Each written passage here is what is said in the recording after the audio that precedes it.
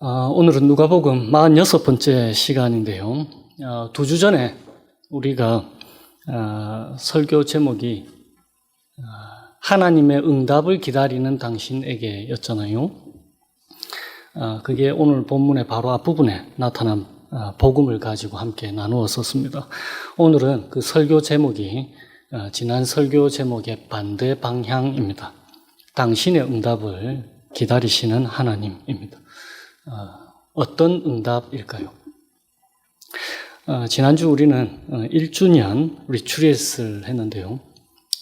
교회가 한 마음으로 하나님의 지혜를 인정하게 되었다라고 생각됩니다. 다시금 리마인드 시켜드리면 지혜라고 하는 것은 최선의 목표이면서 최고인 그 목표, 그리고 그것을 달성하기 위한 가장 확실한 수단을 보는 능력, 그리고 그것을 선택하는 성향이라고 했습니다.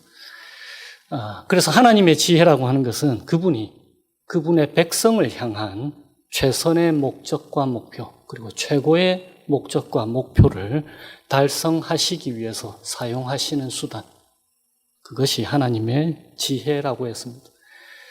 그리고 그 하나님의 지혜는 절대로 실패함이 없을 것이고, 그래서 반드시 최선의 방식을 사용하셔서 최고의 목표, 최선의 목표를, 우리를 향한 그 최선의 목표를 반드시 이루고야 마실 것입니다.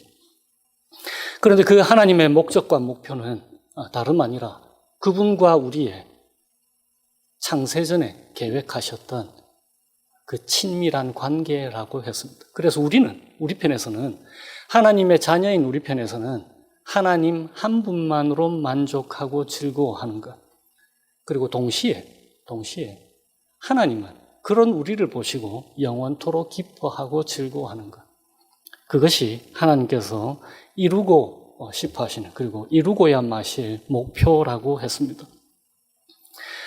그것을 다른 말로 표현하면 우리가 그리스도 안에서 보여지셨다,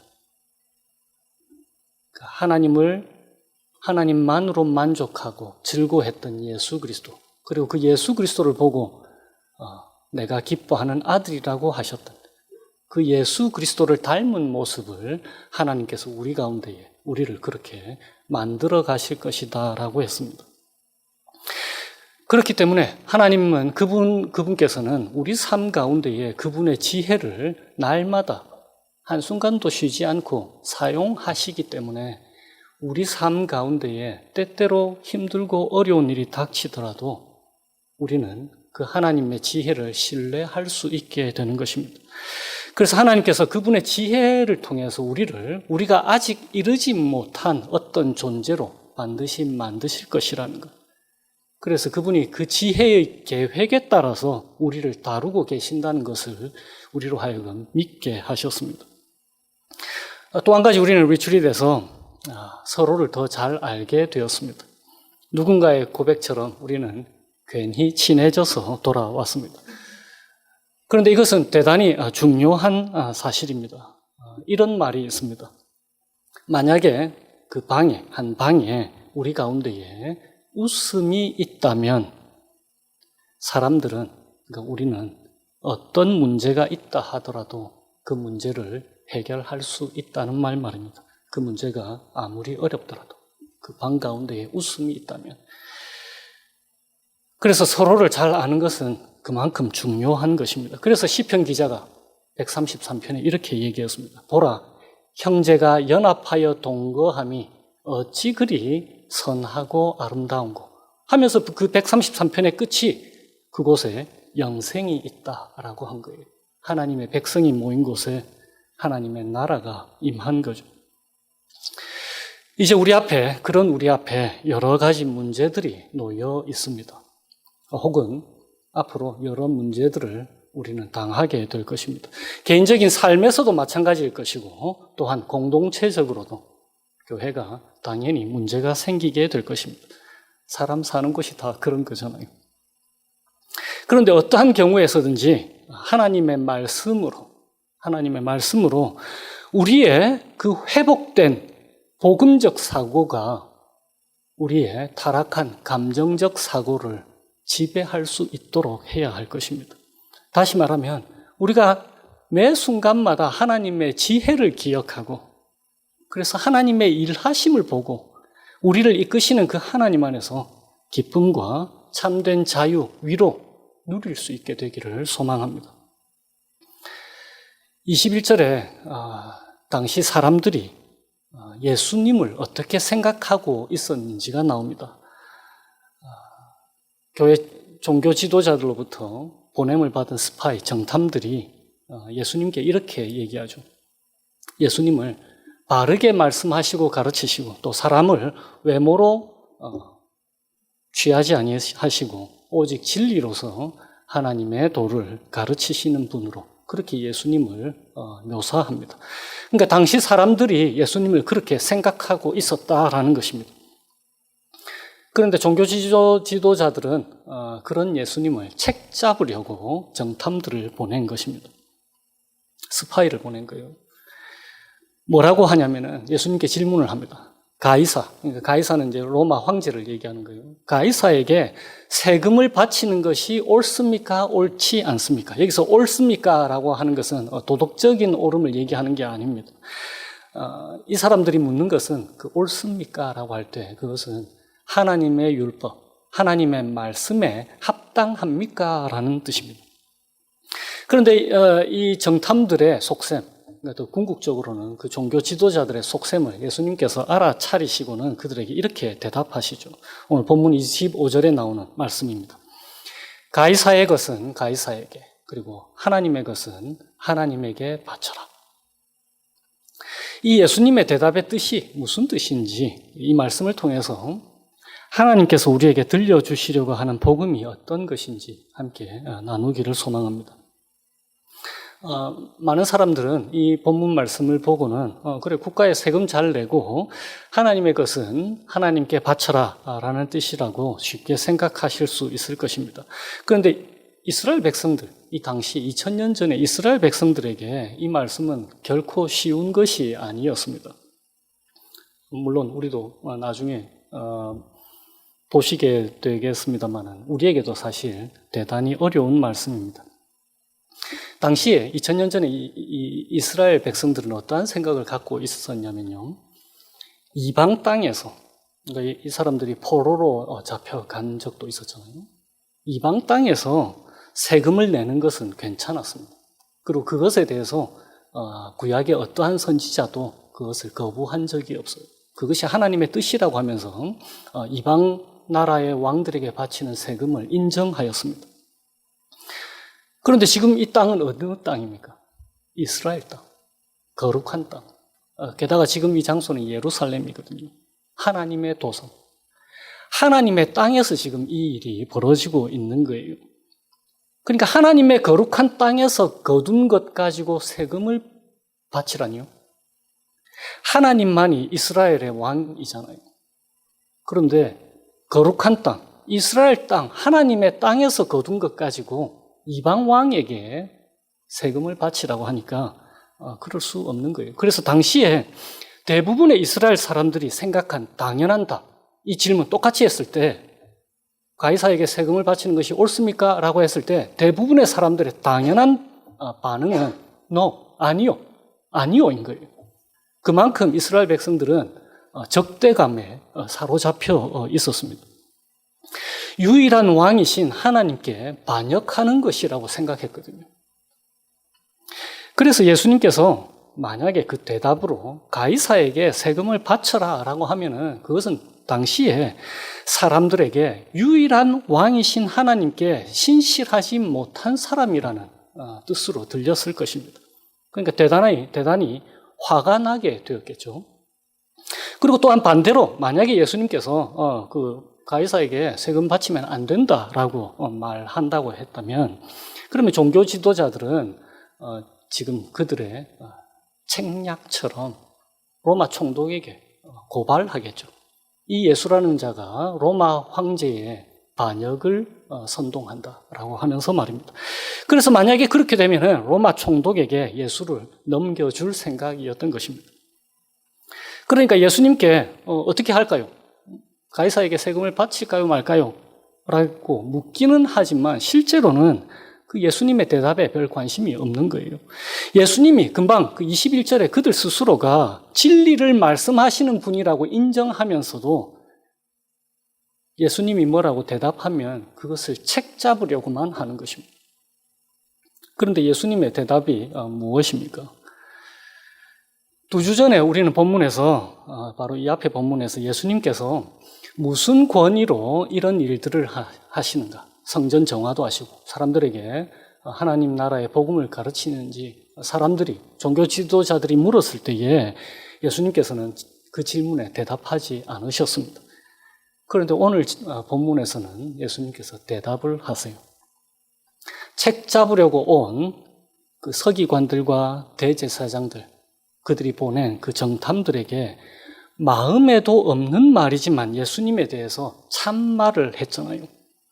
예수님은 그들의 말대로 진리를 가르치시는 분이십니다. 그분 자체가, 그분 스스로가 진리이시잖아요. 그럴 때 예수님께서 대답을 하십니다. 25절에 가이사의 것은 가이사에게, 하나님의 것은 하나님께 바치라. 여기서 바치라라고 하는 것은 그냥 드리라 이런 뜻이 아닙니다. 여기서 바치라고 하는 그 원어의 뜻은 돌려드려라. 돌려드린다는 말이 무슨 뜻일까요? 원래 그 사람 거니까 돌려줘라 이런 뜻인 거예요. 먼저 가이사의 것은 가이사에게, 이게 무슨 뜻인지 한번 생각해 보십시다. 당시에 이 데나리온 그 동전에는 가이사의 형상과 글이 적혀 있었습니다. 그 데나리온에는요. 그래서 그 동전은 가이사의 것인 거예요. 그래서 반드시 가이사에게 당연히 돌려줘야 된다. 가이사의 것이니까. 너희가 그의 다스림을 지금 받고 있지 않느냐. 황제의 그 가이사의 동전을 사용하는 것이 황제의 주권을 인정하는 것 아니냐. 그러니까 당연히 그에게 세금을 바치는 것 당연하다. 그런데 두 번째, 하나님의 것은 하나님께 바쳐라. 이게 무슨 뜻일까요? 그들이 묻지도 않은 대답을 예수님께서 하신 거예요. 그러니까 그들이 원하는 답을 하신 것이 아니고 그들이 들어야 될 답을 예수님께서 하신 것입니다. 무슨 뜻일까요? 무엇이 하나님의 것이란 말입니까? 무엇이 하나님의 것일까요? 예수님께서 무엇을 생각하시고 하나님의 것은 하나님께 돌려드리라 라고 말씀하셨을까요? 가이사의 형상과 글이 적힌 데나리온은 마땅히 가이사에게 돌려줘야 됩니다. 가이사 것이니까. 그런데 하나님의 것에는 하나님의 형상과 글이 적혀 있겠죠. 가이사의 것에 가이사의 형상과 글이 적혀 있었잖아요. 하나님의 것에는 하나님의 형상과 글이 적혀 있겠죠. 우리 인간을 말씀하시는 거예요. 사람을 하나님께서 그분의 형상을 따라 지으셨잖아요. 그리고 뭐라고 적어 놓으셨죠? 말씀으로 지으셨잖아요. 하나님의 말씀으로 지음받은 사람, 하나님의 형상을 따라서 지은 사람을 가리키는 거예요. 그러니까 곧 너희 자신을 하나님께 돌려드려라 라는 뜻인 거예요. 하나님께서 이 말씀에 대해서 그들의 응답을 기다리시는 것입니다. 예수님께서 이 말씀을 하시면서 그들의 응답을 기다리시는 거예요. 가이사의 것, 그래, 가이사에게 바쳐야지. 너희 자신 하나님 거잖아. 그거 하나님께 다시 돌려드려라 라는 것입니다. 그런데 종교 지도자들의 진짜 문제가 무엇입니까? 20절에 한번 보세요. 이들의 속셈은 하나님이신 예수님을 총독의 다스림과 권세 아래에 넘기려 하였다라고 기록되어 있죠. 그런데 정작 하나님의 다스림과 권세는 거부하는 거예요.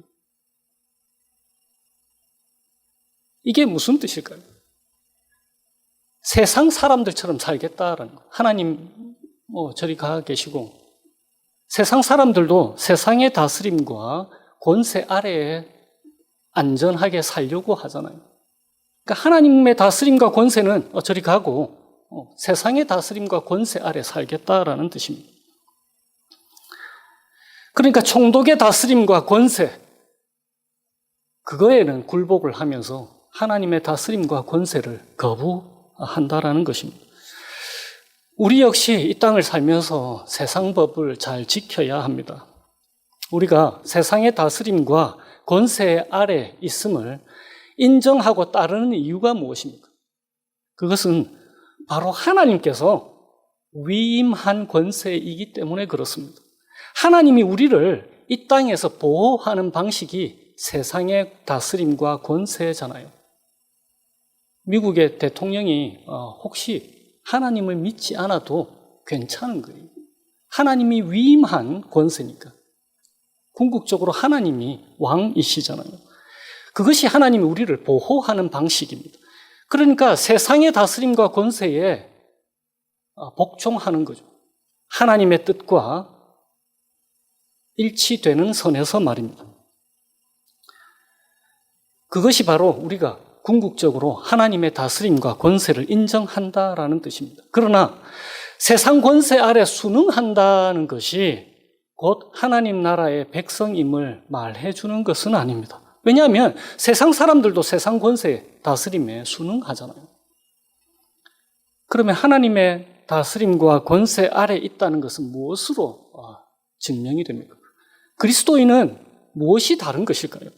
그것은 데나리온에 가이사의 형상과 글이 적힌 것으로 가이사에게 드리는 것처럼 하나님의 말씀으로 하나님의 형상을 따라 지음받은 인간이 곧 하나님의 형상과 글이 적힌 우리 인간들이 당연히 하나님께 드려짐으로써 증명이 되는 것입니다. 그래서 신명기 기자와 신약 성경 곳곳에서 내 마음을 다하며 목숨을 다하며 힘을 다하여 뜻을 다하여 주 너의 하나님을 사랑하라고 말씀하시는 거예요. 그런데 이 말씀은 우리를 억압하기 위해서 주신 것이 아닙니다. 우리를 그냥 종으로 부려 먹으려고 나한테 충성하라라고 하나님께서 우리를 부르신 것이 아닌 거예요. 온 세상을 가지신 분이 뭐가 부족해서 우리의 섬김을 원하시겠습니까? 홀로 완전하신 분이시잖아요. 뭔가 부족하신 게 없는 분이 우리 하나님이시잖아요. 만약에 우리가 찬양하지 않으면 예수님이 누가복음에서 말씀하신 것처럼 저 돌들로도 하나님을 찬양하게 할 거라고. 저 돌들이 하나님을 찬양할 거라고 말씀하셨잖아요. 우리가 찬양하지 않으면. 하나님께 온전히 돌려드려졌을 때에 비로소 우리가 참 인간다움으로 회복되기 때문에 하나님이 그것을 말씀하시는 거잖아요. 오직 참 자유와 기쁨과 평강, 위로, 참다운 소망이 오직 하나님께만 발견되거든요. 하나님의 지혜가 목표로 하는 것이 바로 그것입니다. 그런데 혹시 이 종교 지도자들처럼 우리가 하나님의 지혜가 목표로 하는 것보다 세상이 주는 편안함, 그리고 부요함, 즐거움으로 만족하고 있지는 않은지 돌아봐야 될 것입니다. 우리가 리트리트에서 함께 나누었던 전도서 기자의 표현으로 하면은 그러한 것이 무엇이라고 했습니까? 헛되고 헛되며 모든 것이 헛되도다. 인생의 열쇠를 깨닫지 못한 채 살아가는 것, 그것이 헛되다라고 얘기했잖아요. 그것이 바로 종교 지도자들의 모습에서 나타나는 것으로 말하자면은 때때로 우리가 총독의 다스림과 권세 아래로 주 예수님을 넘겨주는 것인 거예요. 삶의 여러 문제들에서 우리는 하나님보다 세상이 더 커 보일 때가 있습니다. 그래서 온전히 하나님께 헌신하기가 사실 쉽지가 않습니다.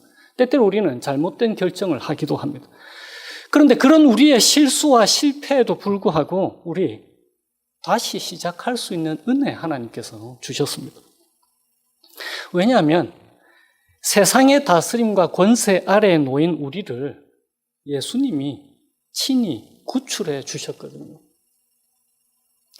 총독의 다스림과 권세 아래, 세상의 다스림과 권세 아래 우리가 놓여 있었는데 우리 대신에 예수님께서 실제로 총독의 다스림과 권세에 넘겨졌습니다. 이들이 목표로 했던 것, 종교 지도자들이 목표로 했던 것, 그거 나중에 누가복음 후반에 가면 실제로 예수님께서 그렇게 넘겨지시잖아요.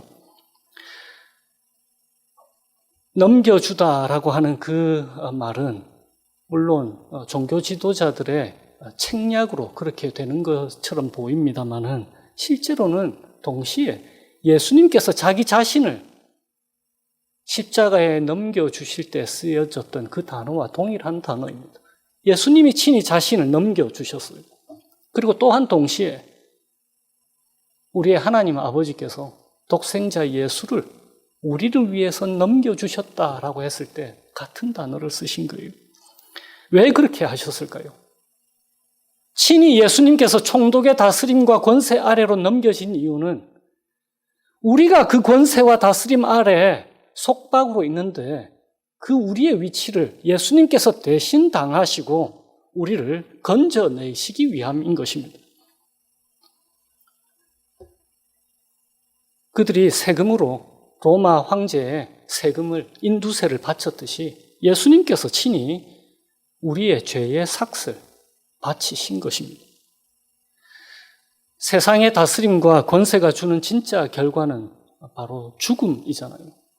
절망, 소망 없음, 그리고 고통, 그리고 근심 이런 것들입니다. 그런데 그것을 예수님이 대신 다 당하셨습니다. 그래서 우리에게 남겨진 것은 하나님의 다스림과 권세 아래라는 거예요. 섬기는 왕으로 오신 그 하나님의 다스림과 권세 아래에 우리를 초대하신 것입니다. 영원한 소망이 있는 그곳으로 말입니다. 하나님께서 우리를 세상의 다스림과 권세로부터 구출하셨어요. 그것이 출애굽 사건이 우리에게 말해주는 바입니다.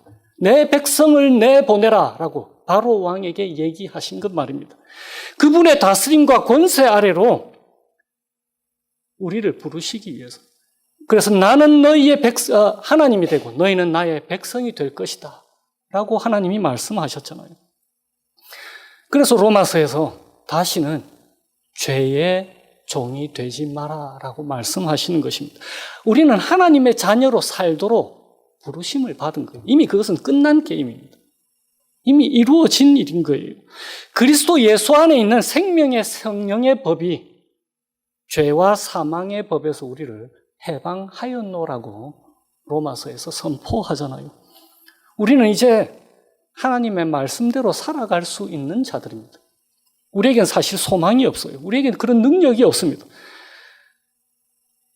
그렇지만 성령 하나님께서 우리와 함께 하시잖아요. 우리가 그분과 함께 연합되어 있잖아요. 만약에 우리 힘으로만 해내야 된다면 우리에겐 사실 소망이 없습니다. 그렇지만 하나님이 우리와 함께 계시는 거예요. 임마누엘이라고. 어떤 사람들은 우리가 해야 할 일 최선을 다하면 하나님도 하나님이 하신 일 하신다라고 생각하실 거예요. 어느 정도 맞는 말입니다. 그렇지만 그렇게 이분법으로 더 이상 생각하시면 안 되는 거예요. 우리가 해야 할 일 따로 있고 하나님이 하실 일 따로 있는 것이 아닙니다. 우리가 해야 할 일, 그 일도 하나님께서 함께 하시는 거예요. 왜냐하면 한 몸이잖아요.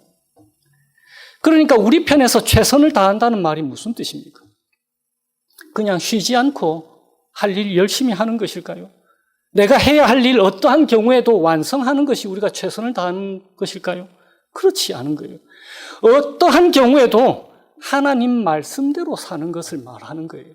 어떠한 경우에도. 왜냐하면 한 몸이니까. 한 몸이니까. 우리가 해야 할 일조차도 우리가 해야 되는 일이 아니라 하나님과 함께 해야 되는 것인 거예요. 부부가 서로에게 최선을 다한다는 것이 무슨 뜻입니까? 서로를 향한 신실함이잖아요. 마찬가지로 우리가 하나님께 최선을 다한다는 것은 하나님께서 우리에게 신실하신 것처럼 우리가 그분의 말씀 안에 신실한 것을 말하는 것입니다. 우리가 예수님의 신부잖아요. 그분이 우리의 신랑입니다. 그래서 우리가 우리 자신을 하나님께 돌려드린다, 하나님께 온전히 바친다라고 하는 것은 하나님의 말씀대로, 하나님의 방식대로 살아간다라는 뜻입니다. 성령 하나님과 함께 말입니다. 그래서 전심으로 순종한다는 것은 그렇게 하나님을 전심으로 사랑한다라는 거예요. 형편이 나아질 기미가 보이지 않을 때가 있을 것입니다. 저 직장 놓치면 안 될 것 같을 때가 있을 거예요. 그래서 지금 인간적인 수단, 인간적인 방법 사용해야만 될 것 같다라는 생각이 들 때가 반드시 있을 거예요. 지금 이렇게 하지 않으면 큰 손해가 날 것 같은데, 그때에 우리 하나님 말씀대로, 하나님 방식대로 그렇게 사는 것이 최선을 다하는 것인 거예요. 가라 하실 때 가고, 멈추라 하실 때 멈추고, 이제 가만히 쉬어라 할 때 그때 쉬는 것. 그 주님 말씀에 신실한 것. 그때에 하나님께서 이렇게 말씀하시잖아요. 너희는 가만히 있어. 내가 하나님 됨을 알지어다. 오직 그때에 우리는 하나님이 어떠한 분이신지 알게 될 거예요. 오직 그때에 우리는 하나님께서 일하시는 것을 보게 될 것입니다. 하나님께서 성령을 통해서 그리스도 예수 안에서 우리에게 그런 믿음 주셨습니다. 어떠한 믿음인가요? 하나님께서 일하신다는 것. 그분이 우리 아버지시라는 것. 그분이 우리를 위하신다는 것. 우리 이번에 리트리트에서 30분 동안 각자 개인 시간으로 묵상했잖아요. 우리를 위하시는 분이시라는 것. 하나님 말씀대로 했는데 잘 안 됐다? 실패했다? 하나님 말씀대로 했는데 내가 원하던 것 안 됐다? 여러분 잘 들으세요. 그 안 된 것으로 하나님께서 영광 받으시는 분이에요. 세상 사람들이 하는 방식대로 자신이 원하는 것 이루려고 최선 다하지 마세요. 그건 욕심이에요, 욕심. 그거는 그 일이 안 되는 게 하나님께서 원하시는 거예요. 그 일이 안 되는 게 하나님께서 영광 받으시는 거라니까요. 안 되는 게 하나님의 뜻인데 그거 되게 해서 어쩌려고 그러시는 거예요. 이 일이 안 되면 진짜 안 되는데요. 너무 어려워질 건데요. 그거 안 되는 게 잘 되는 거예요. 우리가 방금 고백했잖아요. 예수님께서는 바르게 말씀하시고 가르치시면서 사람을 외모로 가리지 아니하시고 오직 진리로서 하나님의 도를 가르치시는 분이라고. 그분이 진리시잖아요. 그런 하나님께서 우리에게 말씀하십니다. 하나님의 형상과 말씀이 적힌 너희 자신을 온전히 하나님께 돌려드리라고 말입니다. 참된 자유와 기쁨, 평강, 위로, 참 소망 오직 그분에게만 있으니까 너희 자신을 그분께 온전히 바치라라고 우리에게 당부하시는 거예요. 이제 새롭게 한 주가 시작되었습니다. 우리의 응답을 기다리시는 주님께 어떤 응답을 해 주시겠습니까? 우리 다시 시작할 수 있습니다. 다시 내 생각, 내 방식, 하나님 알지 못하는 세상 사람들이 하는 대로 살던 방식, 그거 다 내려놓고 다시금 하나님 말씀으로 살아볼 수 있는 기회, 오늘 하나님께서 다시 주셨습니다. 한 주 동안 삶의 모든 영역에서 하나님의 권위를 인정하도록 이끄시는 성령님의 인도하심에 믿음으로 반응해서 우리의 전 삶, 오늘 하루 그리고 한 주 전 삶을 하나님께 바치시게 되시기를 주님의 이름으로 축원드립니다. 기도하시겠습니다. 하나님 아버지, 참으로 그렇습니다. 오직 주님만이 길이고 진리고 생명이심을 저희들이 고백합니다. 하나님, 저희들이 연약하고 또 부족하여서 자주 넘어지고 유혹받습니다.